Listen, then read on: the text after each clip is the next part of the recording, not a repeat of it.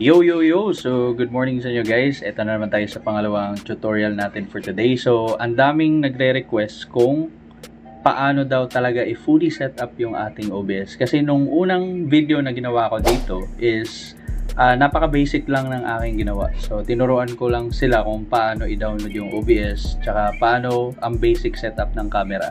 So, ngayon guys, sa mga streamer na nanonood dyan, ako po ay isang streamer din. Nagsistream din po ako ng laro.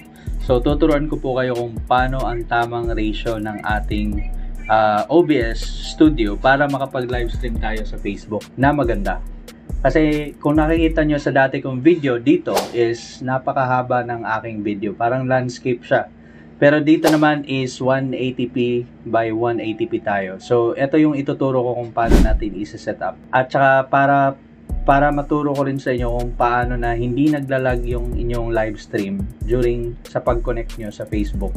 Okay? So manood kayo guys, tsaka huwag nyo kalimutan bago kayo magpatuloy sa ating video, mag-subscribe muna dyan sa baba at mag-comment na inyong mga suggestion na mga tutorial na gusto nyo malaman at ituturo natin yan dito sa ating channel. Okay? So manood kayo, simulan na natin.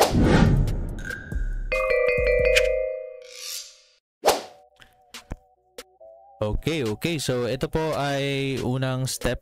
Ang ating gagawin po dito guys is isa-set up natin ang mga dapat na settings before tayo magsimulang mag-live sa Facebook.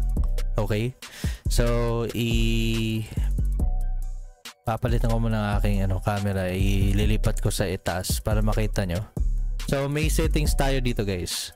So, nakikita nyo dito sa bandang sa right corner merong settings dito. Ang una nyong gagawin guys is punta kayo sa settings, tapos pag nakita nyo na yung settings guys, pumunta kayo sa appearance. Okay, so gayahin nyo lang yung aking setup. So ito yung mga ginagawa ko, naka default lang ang ating style. Tsaka sa output natin diretso guys, sa output tayo diretso. Okay? So dito sa output, maraming mga parang nakakalito na mga settings, pero may mga simple lang talaga na settings na kailangan yung baguhin guys. Ang pinaka-importante po is itong bitrate. So yung bitrate po, magdedepende po yan sa inyong video encoder. Sa akin po meron pa akong video card. So ito po ay si Nvidia. Pero pag wala po kayong video card guys, nako, mahihirapan po talaga kayong mag live stream gamit ang OBS. Okay? Pero may ibang tutorial po akong gagawin dyan sa mga walang mga video card. Pero pag may video card kayo guys, pag meron kayong 60 fps na video card na computer, dapat po ang bitrate na gagamitin nyo is 6,000 kilobyte per second. So yung bitrate guys is dapat naka 6,000 yan. Tsaka yung keyframe interval dapat 2 seconds. At tsaka yung preset naman guys, wag nyo pong gawin fastest, kasi pag napakabilis, napakapangit po ng quality ng inyong live stream sa OBS. So katamtaman lang po, dapat medium tsaka medium quality lang. Pero sa tuning naman guys, kailangan po high quality para klarong-klaro ang inyong camera. Kapag nagla-live stream kayo sa Facebook Live, super high quality talaga siya. Dinideliver talaga ni Facebook yung pinaka high quality na settings mo dun sa OBS mo. Okay? So multipass mode, gayahin nyo lang to guys pag kayo ay nanonood. What I mean is pag kayo ay nagsasetup ng inyong OBS. So profile is high. Okay? So naka-disable po yung rescale output ng aking live stream sa OBS. So wag nyo pong i-enable yan guys, kasi pag in-enable nyo po yan, mahihirapan po kayong gawing 1080p na resolution ang inyong OBS. So ito yung mga basic settings na kailangan nyo pong malaman. Tingnan nyo lang po dyan. So again, ang pinaka-importante guys is yung bitrate tsaka yung keyframe. Okay? Yung rate control, ganyan lang talaga yan dapat. Wag nyo nang galawin yan. Tapos sa susunod naman is ang recording. Tsaka guys, dapat yung output mode nyo naka-advance. So pipiliin yung advanced mode para makita nyo po lahat ng mga settings dyan, okay? So sa recording naman guys, kayo na pong bahala, pero mas prefer ko po yung recording format na MP4, MPEG-4. MP4 din yan. Tapos yung recording path nyo, gumawa po kayo ng sarili nyong folder para hindi po mawala yung mga files, yung mga nire-record nyo na video. Tsaka sa audio naman, wala na kayong masyadong dapat galawin dyan. Hindi ko na ginagalaw yan dyan na part. Tsaka dito, wala na. So dito lang talaga, sa streaming tsaka sa recording, siniset up ko talaga is MP4. At tsaka sinisave ko yung aking video sa disk D. Sa audio naman guys, hanap lang kayo ng inyong mga headset. Pag may microphone kayong ginagamit or meron kayong headset na katulad ng ginagamit ko ngayon, so pipili lang kayo dyan. So ayun, meron akong webcam, may microphone yung aking webcam, pero mas prefer ko yung headset ko. Okay, kasi ito pang gaming kasi ito eh. So medyo may noise cancellation siya, pero tuturuan ko rin kayo guys kung paano i-set up yung noise cancellation para katulad nito sa aking boses na walang mga background noise, hindi naririnig yung tunog ng aircon, ito, tsaka hindi rin naririnig yung mga tahol ng aso sa labas. So yan lang yung mga importante guys sa audio tsaka sa output. Again, streaming and recording lang po yung gagalawin nyo. Dito na tayo guys, pag na-disable nyo sa output, pag nakapunta kayong streaming, tapos pag naka-disable na kayo sa rescale output, dito na tayo diretso sa video. Dito na natin malalaman kung paano natin isi-set up yung 1080p. So eto guys, hindi ko ma-set up to kasi naka-record ang aking ang aking OBS ngayon. Ginagamit ko para makapag-record ako. So, hindi ko ma-check yung mga resolution dito. Pero, pag kayo po ay nasa OBS, guys, pwede nyong i-type po dito ang 1080p. So, 1080 times 1080. Yan lang po yung gagawin nyo. At saka sa output scale din, sa resolution. So, dapat magkapareha sila at saka yung aspect ratio nandito sa gilid. Imbes na 16:9, dapat po is 1:1 yan na ratio. So, pag ginawa nyo po yan guys, isa-set up ko po wait lang. Ipopost ko muna tong aking recording at isa-set up natin ang kabuuhan kung ano yung kalabasan natin pag ginawa nating 1080p ang ating live stream. And guys, so ito, naka-set up na ang ating 1080p na resolution guys. So titingnan natin ulit. Sinet up ko lang yung aking resolution dito sa video. So ayan na guys. So ang aking resolution ngayon, aspect ratio ko is 1:1. So yan po ay ang 180p by 180p. Tsaka sa downscaler filter naman guys, wag nyo nang galawin yan. Dito na kayo sa common FPS values. Sa common FPS values naman guys is magdedepende po ang inyong FPS sa inyong bitrate. Okay? So pag pumunta kayo ulit sa output nyo, so nakikita nyo sa akin is 6,000 bitrate ang nakalagay.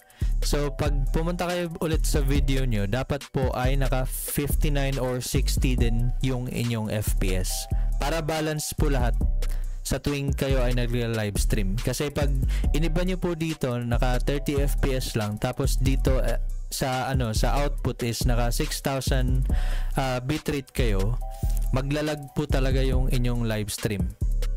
Okay? So ang dapat nyo pong gawin is dapat iparehas nyo po sila. So sa 6,000 bitrate dapat po ay naka 60 FPS. Pero pag may mga ibang computer kasi guys, ibang setup ng mga streamer na medyo low lang yung kanilang budget sa pagbili ng kanilang PC, naka 30 FPS lang yung max. So ano bang dapat gawin?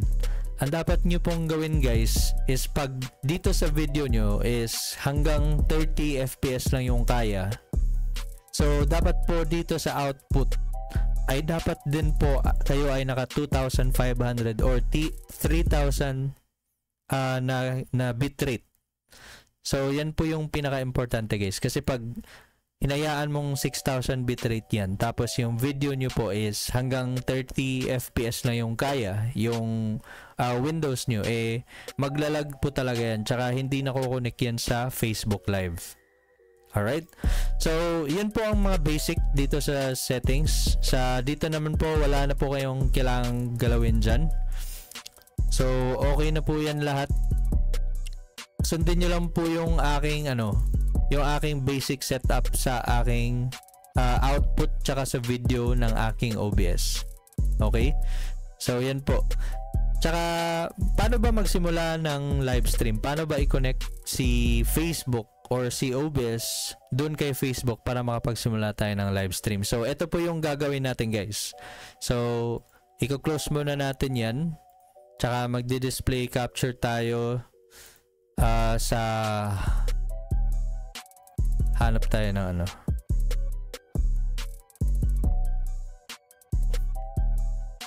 So ito guys, ibalik muna natin ito sa dating resolution para makita nyo po lahat. Okay, so ito po yung aking files. I-close ko muna yan. So ibabalik ko lang ang ating setup na 16:9. Alright, so ito na tayo guys. So dito tayo magsisimula guys. Pag na-setup nyo na, pag nagaya nyo na yung setup na ginawa ko dati sa doon sa OBS ko kanina, pumunta na kayong Facebook. Mag-proceed na po tayo dito sa Facebook para maturuan ko po kayo kung paano i-set up yung inyong Facebook Live para makonect natin sa OBS. So, simple lang guys, pumunta lang kayo sa inyong page. Ito nga pala yung page ko guys, Charap Creation. So, nagsistream ako ng iba't ibang ibang content. So, meron tayo nakalagay dito na live video. Okay? So, pumunta lang kayo sa live video guys. I-click nyo lang yung go live. Antayin natin kaunti kasi medyo mahina yung aking signal. Ayan. So, eto na tayo guys sa ating stream key, stream settings. So, makikita nyo guys, may advanced settings dito, di ba? So, pag pinindot nyo yan guys, may nakalagay na persistent stream key tsaka backup stream key. Meron ding server URL.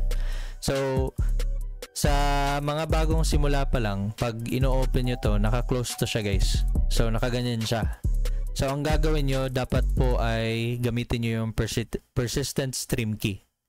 Ang reason bakit kailangan nating i-activate yan guys is kasi pag kayo ay nagla-live stream, magpapalit-palit kayo ng stream key kada live stream nyo sa OBS. So, pag persistent stream key yung gagamitin nyo guys, pwede na kayong hindi magpapalit-palit or mag-copy-paste ulit ng inyong stream key dun sa inyong OBS kada live stream. So, pwede nyong gamitin yan sa isang araw.